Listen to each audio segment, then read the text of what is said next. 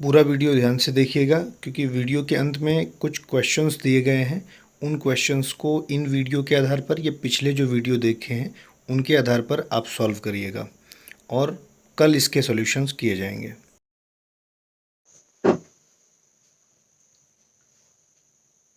नमस्कार, स्वागत है आपका एक बार फिर से टीसीएस पाठशाला यूट्यूब चैनल पे।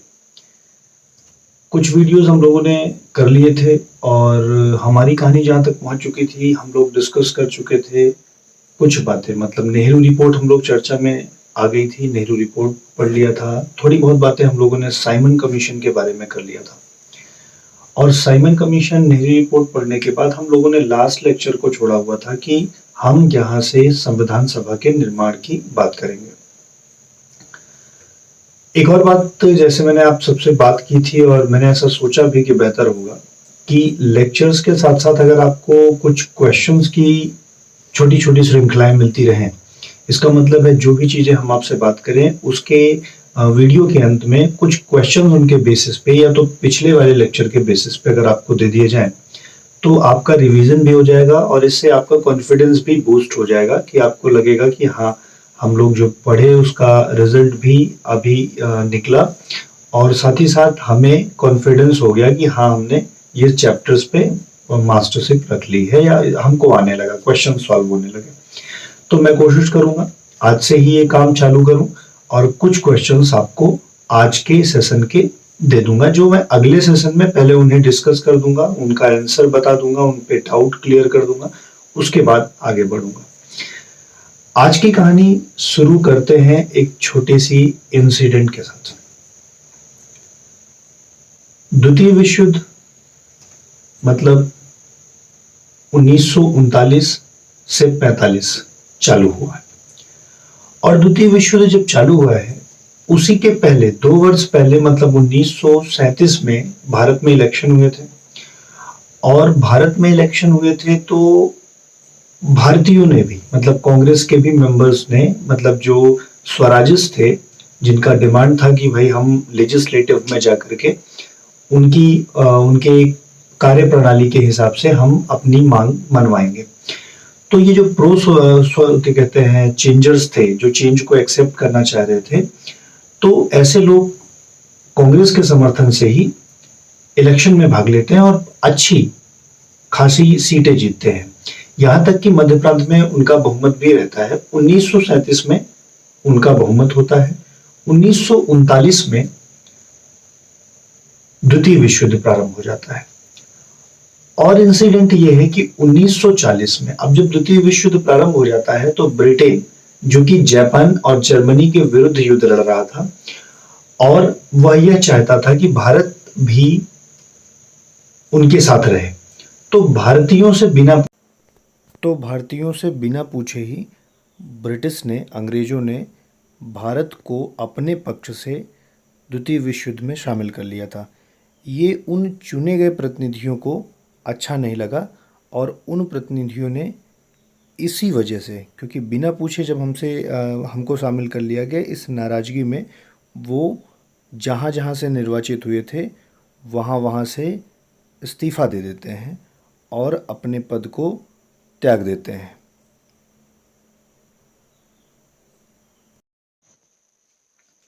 और जब प्रतिनिधियों ने रिजाइन कर दिया तो प्रतिनिधियों ने 12 दिसंबर 1939 को रिजाइन किया था और 12 दिसंबर 1939 को जब रिजाइन कर दिया तो ये एक खुशी के दिन के रूप में मनाया गया मुस्लिम लीग के द्वारा और उन्होंने 22 दिसंबर को इसको एक दिन के रूप में मनाया और वो दिन एक तरीके से उनके लिए प्रसन्नता का दिन था, ठीक है। और वो क्योंकि चाहते थे कांग्रेस जो है इनके सपोर्ट में नहीं है तो कहीं ना कहीं हमारी बातें अब ब्रिटेन के प्रतिनिधियों द्वारा मानी जाएंगी।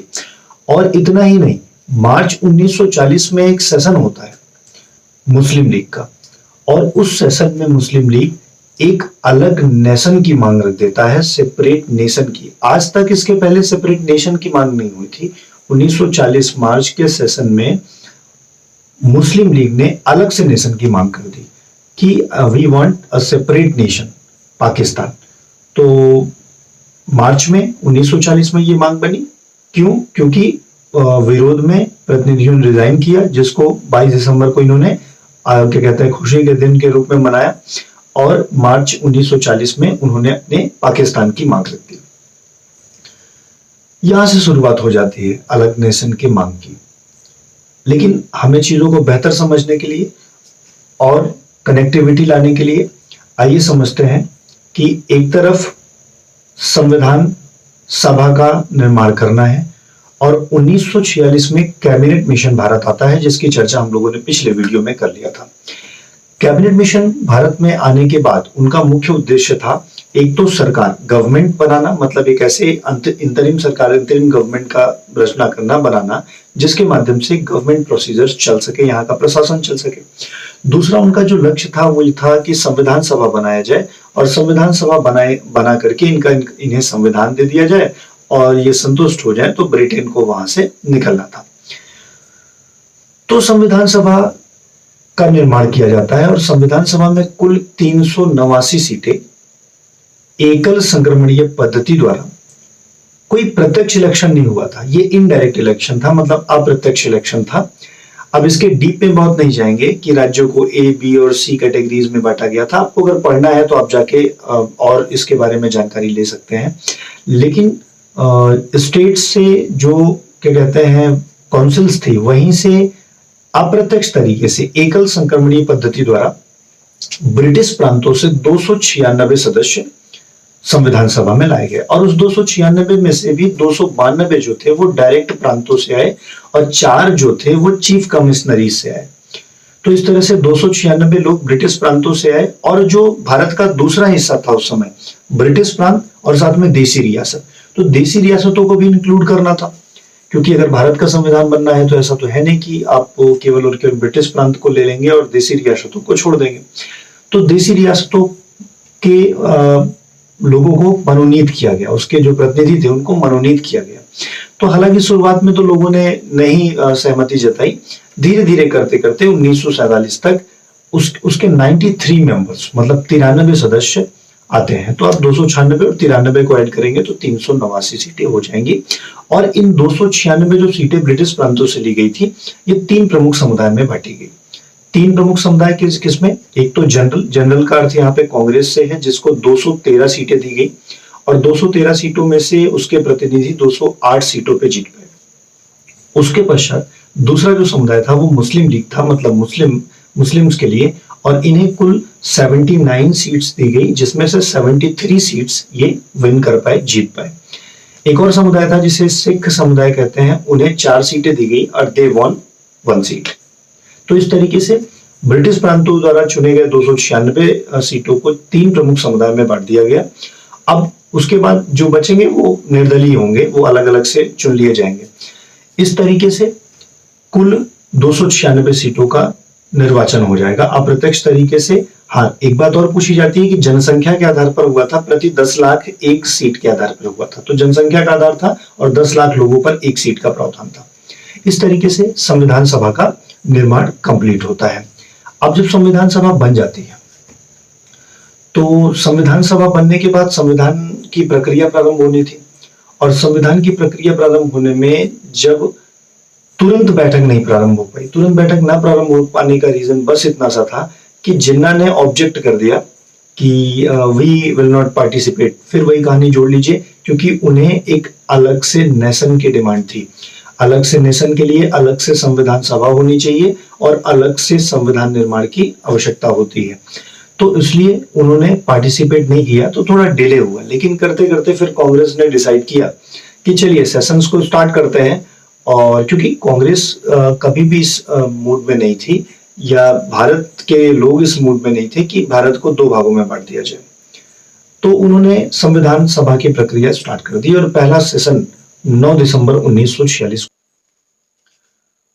और जब 9 दिसंबर 1946 को पहली बैठक की गई, तो उस समय 1946 में जो कांग्रेस के प्रेसिडेंट थे वो जेबी कृपलानी जी थे।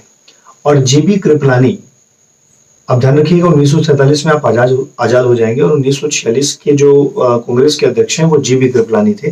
तो जेबी कृपलानी जी ने डॉक्टर सच्चिदानंद सिन्हा को अस्थायी अध्यक्ष के रूप में 9 दिसंबर 1946 को नामांकित कर दिया, मनोनीत कर दिया, चुन लिया गया।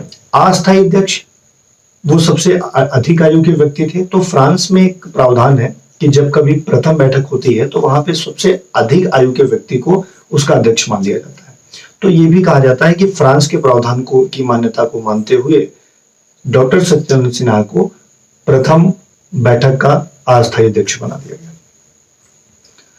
9 दिसंबर के बाद 10 दिसंबर को गवर्नमेंट प्रोसीजर चलेंगे और 11 दिसंबर को दोबारा बैठक होगी। तो 11 दिसंबर को जो बैठक होगी उसमें अस्थायी अध्यक्ष डॉक्टर राजेंद्र प्रसाद को चुन लिया जाएगा। 9 दिसंबर के बाद 11 के बाद फिर 12 फिर सरकार चलेगी, 13 को फिर से बैठक होगी। 13 दिसंबर 1946 को जो बैठक होगी उसमें पंडित जवाहरलाल नेहरू द्वारा एक बहुत ही अहम प्रस्ताव, उद्देश्य प्रस्ताव प्रस्तुत किया जाएगा। पंडित नेहरू ने जो उद्देश्य प्रस्ताव प्रस्तुत किया, देखिए थोड़ी सी बात को समझने की कोशिश करिए कि जब संविधान सभा बन जाएगी, संविधान का भी धीरे धीरे निर्माण हो जाएगा, एक बात का डिस्कशन बहुत ज्यादा था कि हमारे देश का संविधान कैसा होना चाहिए। कुछ लोग ऐसे थे जो मार्क्सवाद की विचारधारा को मानते थे, वो मार्क्सवादी विचारधारा का प्रभुत्व चाहते थे।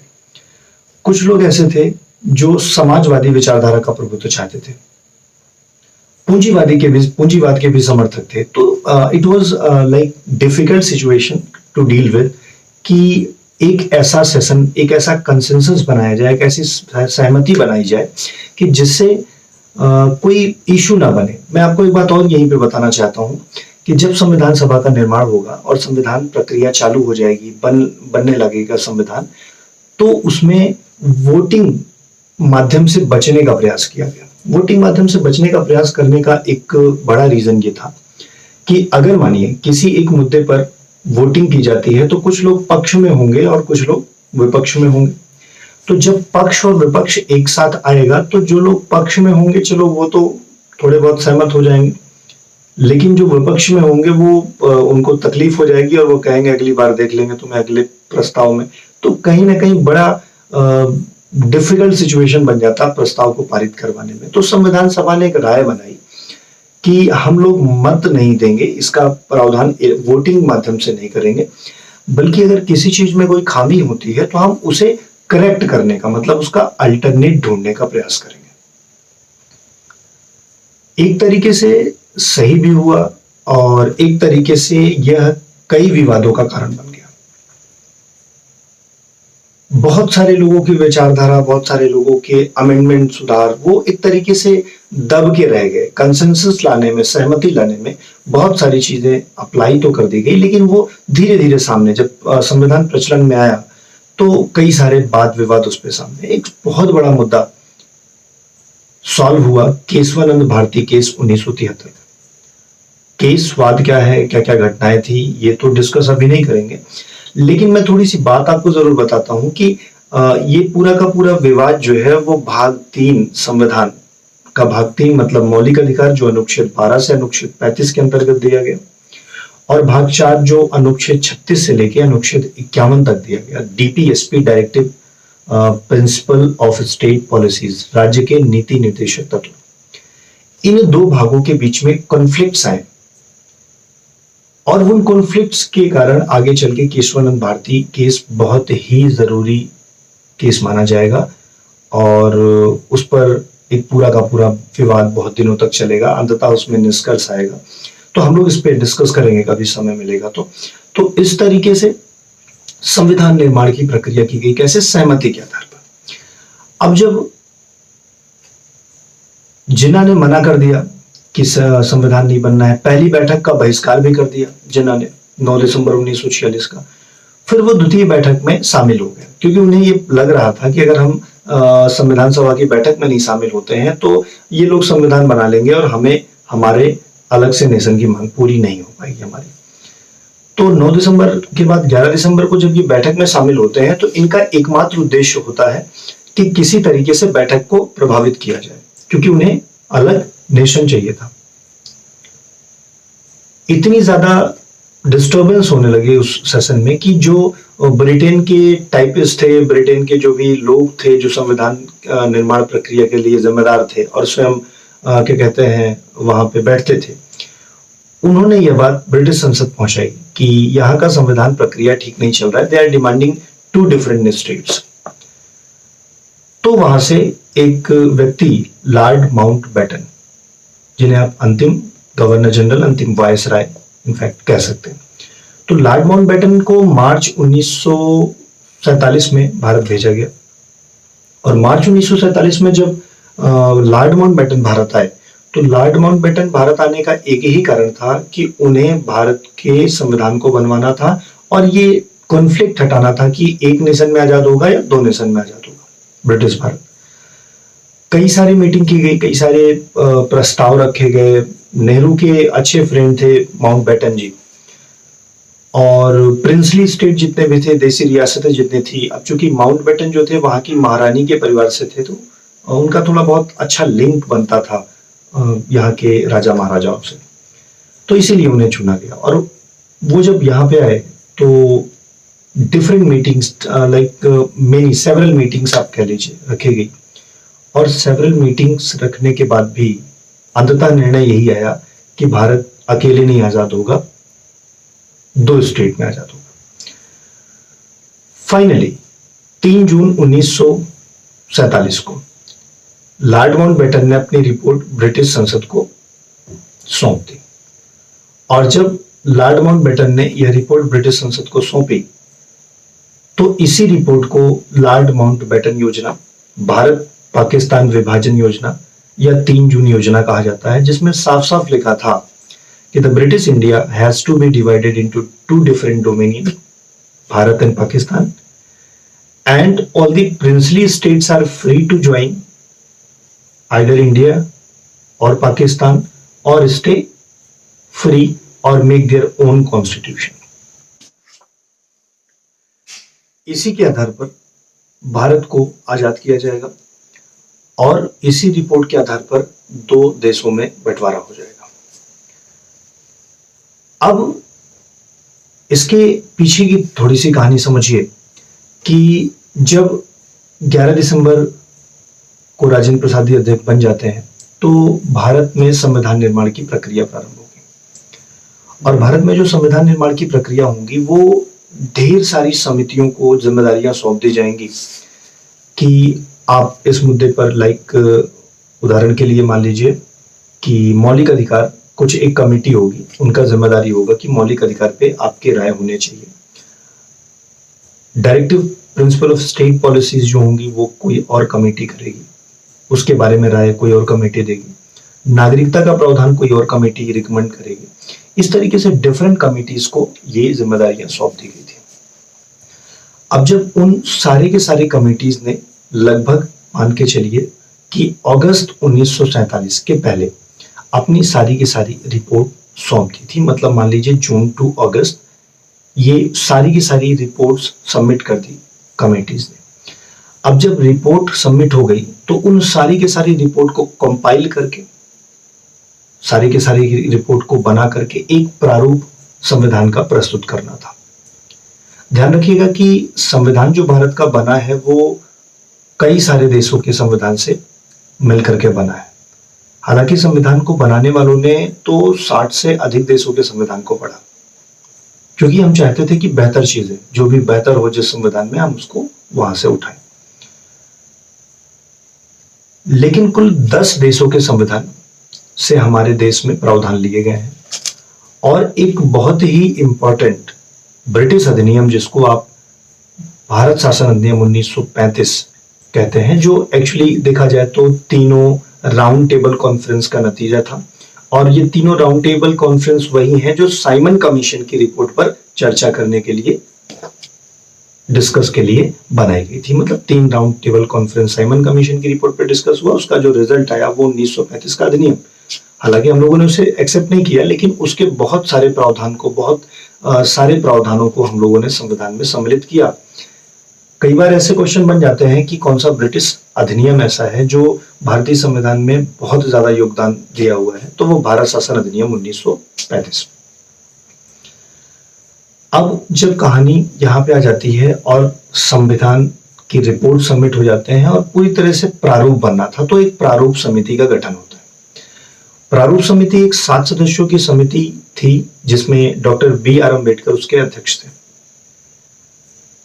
प्रारूप समिति को संविधान का पूरा प्रारूप तैयार करके रखना था, तो फर्स्ट प्रारूप रखा जाता है जिसमें क्लॉज, सेक्शंस, आर्टिकल्स बनाए जाते हैं और वो रखे जाते हैं, उन्हें विचार विमर्श के लिए रखा जाता है। बट लोगों की सहमति नहीं होती है। लोगों का मतलब वहां पे सारे के सारे सदस्यों की सहमति नहीं होती, कुछ अमेंडमेंट्स की बात आती है। तो कुछ जो अमेंडमेंट्स थे वो सारे के सारे अमेंडमेंट्स जो है वो देखे जाते हैं। फिर दूसरा प्रारूप आता है, दूसरे प्रारूप में भी कुछ सुधार किया जाता है, अंततः तीसरा प्रारूप संविधान का स्वीकृत हो जाता है। और फाइनली 26 नवंबर 1949 को हमारा संविधान बनकर तैयार हो जाएगा। छोटी सी बात आप लोग को बतानी है कि जो प्रारूप समिति थी उसमें 7 सदस्य थे, तो वो 7 सदस्य कौन कौन थे? मेरा दूसरा क्वेश्चन आपसे ये है कि 2 व्यक्ति ऐसे थे, एक ने स्वास्थ्य कारणों से इस्तीफा दे दिया था, ठीक है, B.L. मित्र, उनकी जगह पे कौन आए थे? और एक D.P. खेतान जी की डेथ हो गई थी, तो उनकी जगह पे कौन रिप्लेस हुआ था? फाइनली आपको 7 मेंबर्स के नाम देख लेने हैं। एक मैंने B.R. अम्बेडकर बता ही दिया है और बाकी आप लोग देख लीजिएगा, ठीक है, और जरूर कमेंट में बताइएगा कि कौन कौन थे। तो इस तरीके से जब प्रारूप समिति बन गई और प्रारूप समिति ने संविधान का प्रारूप प्रस्तुत कर दिया और वो फाइनली एक्सेप्टेड भी हो गया, स्वीकृत भी हो गया, तो हमारा संविधान बन करके तैयार हो गया। और उस पूरे के पूरे प्रारूप को 26 नवंबर 1949, कई बार तो ऐसे पूरी प्रस्तावना की लाइन पूछ ली जाती है कि मिति मार्ग शीर्ष शुक्ल सप्तमी संवत 2006 विक्रमी को अधिनियमित, अंगीकृत और आत्मार्पित किया गया। तो एक तरीके से प्रस्तावना जो है संविधान के बाद में, लेटर सबसे बाद में प्रस्तावना की स्वीकृति हुई है। अभी मैं प्रस्तावना के बारे में चर्चा करूंगा, एक पूरा का पूरा वीडियो उस पर हम लोग बात करेंगे। तो इस तरीके से 26 नवंबर 1949 को हमारा संविधान बन करके तैयार हो जाता है। जब संविधान हमारा बन करके तैयार होता है तो संविधान पे सिग्नेचर करने के लिए एक बात और ध्यान रखिएगा कि जिस समय भारत और पाकिस्तान की अलग अलग संविधान सभा बनी थी तो बंटवारा हो गया था, क्योंकि 389 जो सदस्य थे उसी में से तो उसमें जाएंगे, पाकिस्तान में जाएंगे। तो भारतीय संविधान सभा में कुल 299 सदस्य बचे, 389 में से 299 बचे। और जब भारत का संविधान बन गया और उस पर हस्ताक्षर करना था तो मात्र 299 में से 284 सदस्य ऐसे थे जो सिग्नेचर में उपस्थित रहे। तो इस तरीके से कुछ फैक्ट्स भी हम लोगों ने चर्चा किया आज, और हम लोग संविधान निर्माण की प्रक्रिया को पूरा कर लेते हैं। 26 नवंबर 1949 को संविधान बनकर के तैयार हो जाता है, इसीलिए 26 नवंबर को संविधान दिवस के रूप में मनाया जाता है। अब जब संविधान बनकर के तैयार हो जाएगा तो कुछ प्रावधान, कुछ जरूरी प्रावधान जो है वो लागू कर दिए जाएंगे। लेकिन क्योंकि हम लोगों ने 26 जनवरी 1930 को स्वतंत्रता दिवस मनाया था, इसीलिए हम लोग 26 जनवरी 1950 का इंतजार करेंगे और पूरी तरह से संविधान जो लागू होगा वह 26 जनवरी 1950 को लागू होगा। क्योंकि संविधान 26 जनवरी 1950 को लागू होगा तो इसलिए अंतिम बैठक संविधान की 24 जनवरी 1950 को मानी जाती है। संविधान बन करके तैयार हुआ 26 नवंबर 1949 को, पूरी तरह से लागू हुआ 26 जनवरी 1950 को। अंतिम बैठक कब हुई? 24 जनवरी 1950 को। पहली बैठक कब हुई थी? 9 दिसंबर 1946 को। तो इस तरीके से संविधान निर्माण की प्रक्रिया पूरी हो जाती है। जिस समय हमारे देश का संविधान बना था उस समय हमारे देश के संविधान में 395 अनुच्छेद थे, कुल 8 अनुसूचियां थी और कुल 22 भाग थे। आप लोगों को कमेंट सेक्शन में बताना है कि वर्तमान समय में कितनी अनुसूचियां, कितने भाग और कितने अनुच्छेद हो गए। तो चलिए अगले वीडियो में मिलते हैं और फिर किसी एक मुद्दे पे अलग से चर्चा करेंगे। कोशिश करेंगे कि यहीं से आगे हम लोग चर्चा करेंगे प्रस्तावना के बारे में, फिर और भी सेगमेंट के बारे में। हाँ, ध्यान रखिएगा जो भी आपको क्वेश्चंस मिलेंगे आप उन्हें सॉल्व करिएगा। हम अगले वीडियो में उन पे बात करेंगे। Thank you very much.